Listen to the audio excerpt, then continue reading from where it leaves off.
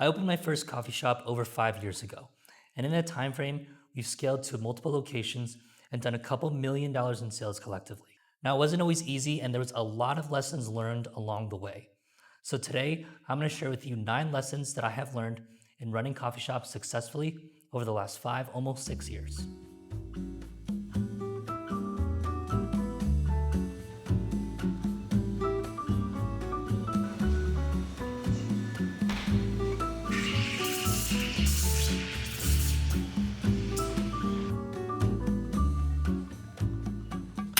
Lesson number 1 is that execution is always going to be greater than your ideas. So no matter how much time and effort you put into your ideas, no one really cares until you execute on them. So I think it's really easy in the beginning to get super excited about your idea. And a lot of times, this is where it starts for most people. You have an idea, you get excited, you start sharing with your friends or sharing it with your wife or your buddies. It kind of starts to come together, and you actually think that this might be a plausible business idea. And then you think and think and think. You try to come up with the best solutions, try to come up with the best branding, try to come up with this name, with the best marketing, with the best area. And then a year goes by and you still haven't opened your business or even test ran it or gave it a try at all. And that's why I always say that one thing that I have definitely learned over the last couple of years is that execution is always better than your ideas. There's a lot of things that I had that were idealistic, and I thought that it would be perfect when I eventually rolled it out, but it was never the case. What actually got me a lot further was just executing on the ideas that I had currently. So the faster that you can come to failure, the faster you will find the solution to what actually works. After running these businesses the last couple years, what I have learned is that speed is much, much more important than your perfection.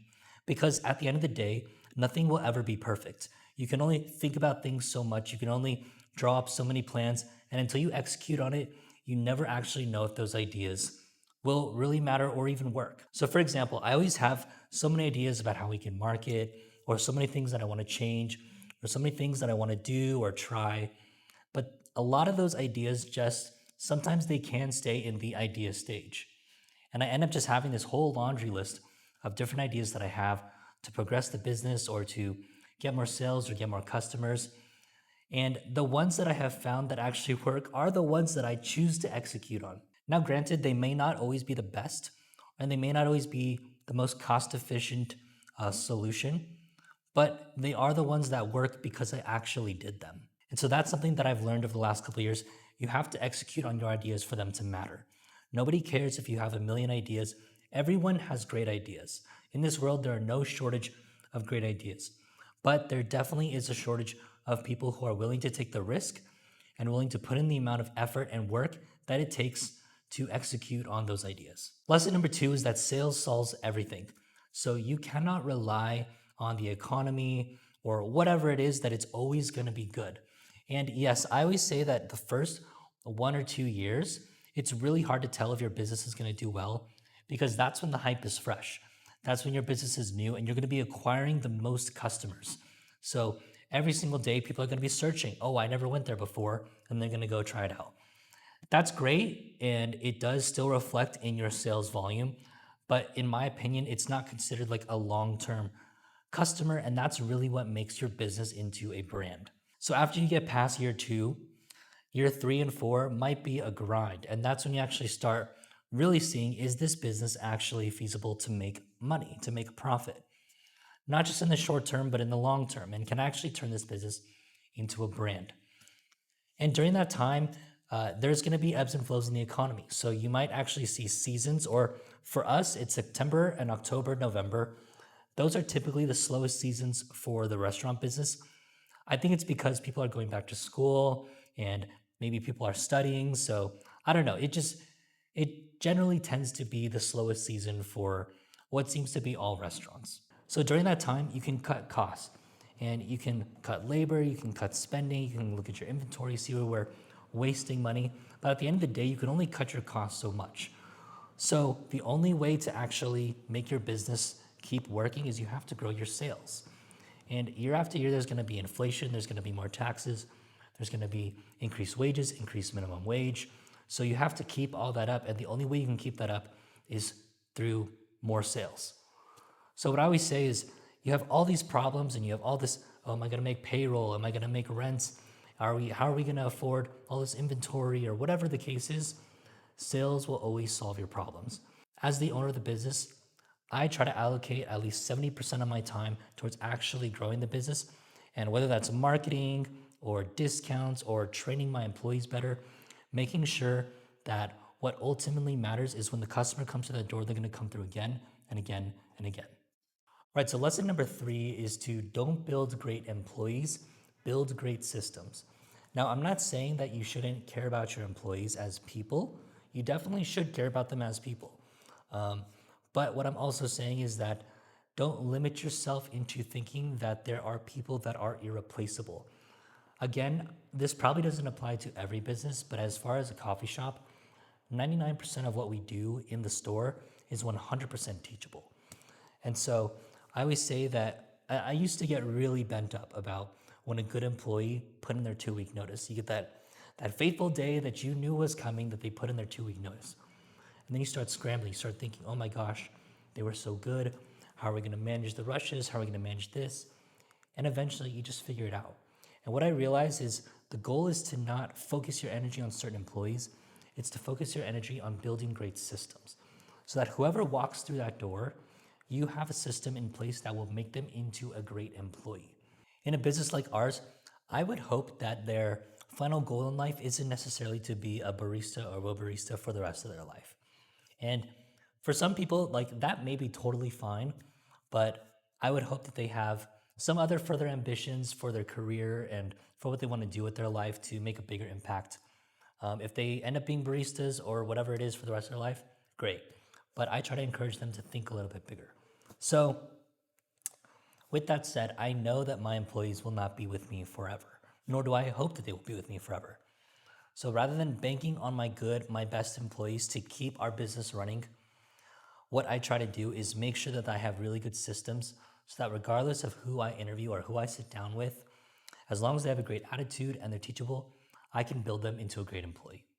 So lesson number 4 is that you are responsible, or I am responsible for everything. And what I mean by that is, like I said before, there's going to be ebbs and flows in your business. There's going to be a million things that you think you don't have control of. And a lot of times there are a few things that you don't have control of. But I would probably say about 80% of things that happen in your life and in your business are directly tied to decisions that you make or decisions that you did not make. So, for example, if you're experiencing a slow season, it could be during that September, October, November season, and you just notice, oh my gosh, sales are slow. You could look at that and start looking outside and saying, hey, it's just the economy. It's just inflation. It's just people are staying home, or people are, whatever the excuse or the reason that you come up with. But ultimately, that doesn't solve your issue of having low sales. So yes, it might help you cope with those feelings of feeling uneasy about your business, or it has for me. I try to make up excuses in my mind as to why my business isn't doing as well as maybe in the past or what I expected it to do. But then I look a little bit further. I haven't been putting time and energy into marketing. I haven't been putting money aside to make sure that I invest into marketing. All of those things can be contributing factors as to why our business is slow during that season. I haven't done or come up with promotions to incentivize people to come back to us. I haven't done things on social media to keep reminding people that we still exist. So I always try to think, rather than blaming the outside, look inward first and to figure out, like, man, what did I do or not do that's causing this result that I'm dealing with? And I think regardless of whatever that answer is, if you're willing to take responsibility, if you notice that your business is doing bad, look at the steps that you've taken personally and how did you end up there? And if your business is doing great, also look at those steps as to what made it do great. And I can almost guarantee you the things that you were doing that made it great, either you didn't evolve into the next market of what people wanted. So it's something you didn't do. But if you just kept doing those things, more likely it's going to keep growing. And at whatever time that you put the brakes on those things, you're probably going to notice a slowdown. And so it starts and ends with you always. All right, lesson number 5 is to pay yourself something. So, in the beginning, I know it can be very stressful, and you might have opened the store with every last dollar that you own to your name, and that is very commemorable. And I think you do need to keep pouring and reinvesting into your business to build up some reserves so that if things break or you want to do a marketing campaign or you need to buy something for the store, you have the cash ready to go. But as soon as you hit that level of some sort of financial comfortability, start paying yourself. And one of the biggest problems that I had when I first started was I was so bent on trying to hit a certain number in our bank account that I wouldn't pay us out until we hit that number. And to be honest, it was just way too much. Like that number I thought would make me feel secure, and it did. But then down the road, I realized that I wasn't paying myself for the results that I was producing. And I think that little bit of rewarding yourself or paying yourself kind of keeps giving you motivation to keep going and to keep elevating because you're actually seeing the fruits of your labor through profit. As long as you can sustain a certain number in your bank account, as long as it doesn't drain too much, and there will be times when maybe you have to cut the amount that you're paying yourself in order to get through those hard times. But generally speaking, always make sure from the very beginning or as soon as you can, start paying yourself. All right, lesson number 6. I think this is a really, really hard one for a lot of people, including myself, and it's learning to delegate. So, especially as a entrepreneur, especially when you first start your business and you bootstrap it, you do everything yourself from the very beginning, which I think you should because you should learn every single aspect of your own business so that you can come up with those great operations and then teach future employees to have a great system. But with that said, it cannot come to the point where you're doing so much that your work starts lacking in other areas. And I think that's a big mistake that a lot of entrepreneurs make. And I think it's because naturally within our DNA, we just like to control things. And we like to control the quality of things. And we almost don't trust that other people will do it as good as us. But that is just not the case 99% of the time. So learning to delegate is extremely important. And I would say if there's a task that you do that really can be done and still have some success at 85% effort or to what you can do it, or 80%, delegate it out. Like, you don't need to keep doing it. If it's things like inventory, if it's things like whatever it is, training, you need to come up with better systems so that you can delegate those systems out. And I think this is a really big problem that I struggled with for a long time. I had such a tight grip on how I wanted everything done. I was very specific, and I kind of felt at times, rather than paying someone else to do it, oh, I'll just do it myself. Like, that's saving money, right? But at a certain point, you end up wasting money because your time is the most valuable commodity. And it's one thing that you really, no matter how much you try, you can't get it back. So delegation is, in my opinion, more about freeing up time.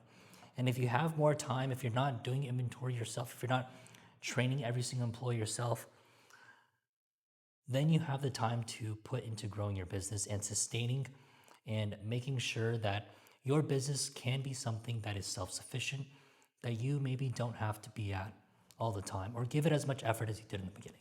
And I would even say, I think that is a big reason why a lot of us originally go into business for ourselves, is because we don't want a 9 to 5. It's funny, we trade a 9 to 5, we end up working 24 hours a day, but it's with the kind of the exception or the caveat that eventually, once that business gets going and we can hire people and we can delegate things out, we have good systems, we maybe only need to work a couple hours a week and we could still make the same income as what we did before. And that's because we're doubling and tripling down on the thing that matters the most, and that's putting our energy and effort towards making our systems better in order for our business to grow. All right, this next one is work alongside your team, not above them. And what I mean by that is, I'm sure every single one of us at some point in our life has had a boss that just had a power trip. And whether it was the manager or the owner, they just thought, because I am paying you, you guys need to do everything. And I can tell you firsthand from working at a place like that, that's kind of why I wanted to be a different type of boss. When I am working shifts with my employees, I don't treat them as anything less, and I make sure that I am working alongside them, not above them. So I don't tell them, hey, we need to restock this, do this, do this, do this. I delegate, okay, I'm gonna do this, and then you do that. And if you have good employees and a good system, you almost shouldn't have to do that because everyone kind of knows their role anyways.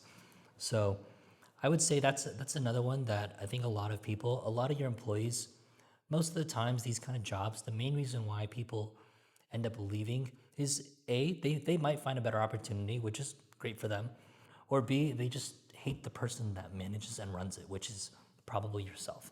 So, or in my case, me. Um, so I always try to be a boss that it's not that I'm working and telling you what to do, but I'm working alongside you. And if I struggle, then you struggle. And if it's busy and we're stuck in the thick of things, like we're doing that together. And I think that's actually what creates a good team and creates respect for you as the owner, is that I do dishes just as much as my employees do dishes. I mop the floors just as much as they mop the floors.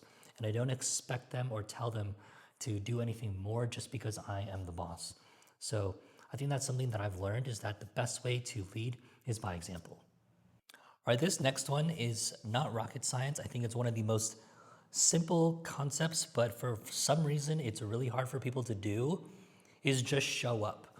You know, once we have our business going and it's all good, and yeah, maybe you're not showing up because you actually are doing other productive things with your time, like opening more locations or investing in other things, which is great. But you still need to show face, and that's something that I try to do every single day. I'm here at my stores every single day, at least for an hour or two. If I have things to do on the weekends, I still come early in the morning just to touch base with my employees to let them know that I'm here. If there's problems, hopefully I can get it fixed before I leave. But just showing up every single day. And I think, yes, you can do most of the paperwork from home. You can do your payroll from home. You can manage a lot of things from home. And if you have a family, I get it. That's a totally different story. But what I like to do is I treat this place as my office. And so every single day I come in with the intention of, this is my place of work. And so even though I'm not behind the bar necessarily making drinks or sweeping the floors or doing, physical labor, I am in the back on my computer doing things that I need to do that I would be otherwise doing at home. And that kind of puts me in the mindset to also kind of see what inefficiencies or what ways we can improve. And I think that's a really big important part, is if you want your business to do well, you got to show up. And like that saying, like 90% of success is just showing up. And I think that's so true. You have to show up. And it doesn't always mean that you're your best, but just by you being physically there will probably put you in a better mindset and a better state of mind in order to be more productive and actually help your business grow and progress. I'm not against taking a day off and staying at home, watching some TV or whatever it is, but I think for the most part, being here physically makes a huge difference to your business. And the last lesson, number 9, is to focus on your customer, not the competition. And I think this is a huge trap that a lot of business owners fall into, especially in an industry like ours. It is so competitive. Every single day now, there's a new coffee shop posting up on every corner. And sometimes, I'm not gonna lie, I do feel a little bit insecure. Like, what if they take our customers? What if they take, this guy used to come to us every morning and now they're gonna go to them every morning? It's almost like we feel a little possessive over our business and our territory, or our area. And I think that's fine. That's totally natural in business. In a lot of ways, it's competition. But when I let those things consume me, I start to make really rash decisions. Like I start to look at their menu and think, oh, they're doing this. That must be why they're busy. And I didn't think about, in our first year, we were super busy probably because we were new. And I think that's the same thing for every single business, is within the first 6 months to a year, you might be very, very busy. And it could be no other reason, just because you're new and people want to try you out. And so I always tell myself in those times that I'm starting to feel a little insecure or feeling a little bit uneasy about maybe several locations opening up in our area, focus on the customer, because that is what's most important. Now, yes, I think we should be mindful and be knowledgeable about the other competition in our area because I think it's naive not to do so. But that doesn't mean you have to freak out and start auditing everything that they're doing and then copying them because you think that's why they're successful. Stick to why your customers come to you and keep serving them. Keep serving your local community, keep serving your employees, make sure that they're happy. But ultimately, focus your energy and your stress and your emotion on pouring more into the customer. And I guarantee you that will result in in profit, in more dollars and more sales for your business. Now, I know that was a lot of information and I kind of talked really fast, maybe because I'm a little bit nervous, but I would say if you have the chance, maybe go back and watch certain sections of this video. Running a business is probably one of the hardest decisions that a lot of people can make. And I really don't think that a lot of people, unless you've done it yourself, you really appreciate how much time, energy, love, effort, blood, sweat, and tears goes into making a little coffee shop like this successful. Yeah, these last 5 years have been a lot of that over and over and over again. So these are just 9 things that I try to keep in mind just going forward, and especially the one about focusing on a customer and not the competition. Because just like anything in life, you get insecure, you start making rash decisions. But really, the best thing that you can do is focus on what's right in front of you and keep doing that better and better and better. So, thank you so much if you made it to the end of this video. And like, comment, and subscribe. And I will see you on the next one.